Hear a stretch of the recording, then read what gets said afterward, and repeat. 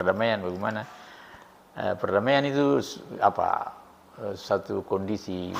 Damai itu kan juga bukan apa tapi ucapan salam antar kerabat toh, misalnya assalamualaikum, dong balas waalaikumsalam, salam damai, saudara salam damai, damai lai perse begitu, baku balas salam antar kerabat.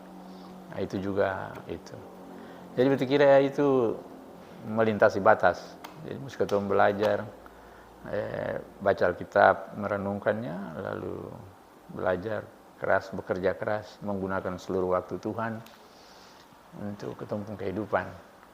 Sekarang ini semakin hari semakin sulit sekali. Kehidupan semakin susah orang uang cari susah. Kita merasakan dalam ketemu kehidupan, biasa-biasanya uang bisa lebih, kita bisa kasih. Sekarang bisa. Sudah sangat sulit. Kita belum dengar harga beras mahal, tapi macam saya ngerasa tergoncang juga, saya ngerasa tetap itu seperti biasa kita menjalaninya. Karena dari dulu memang penjalanannya begitu.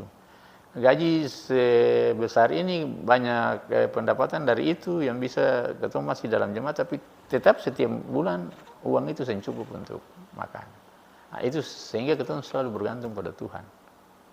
Nah, jadi kita dengan bayang-bayang idealisme bahwa beta kalau pimpin organisasi ini beta akan bikin begini tetap sama itu.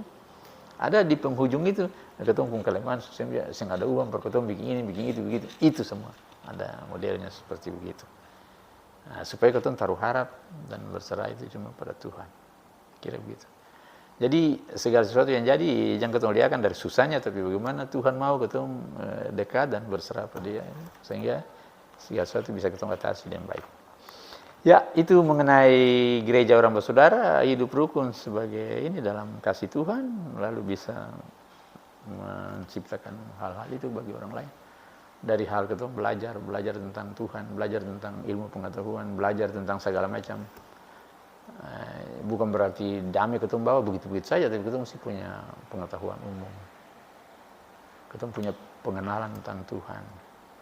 Kita punya segala sesuatu pengalaman dalam hidup bersama orang lain dan bersama Tuhan. Sehingga itu bisa ini. Jadi hidup bersama orang lain itu begini ya John, artinya beta hidup dan dia sering ini bentur.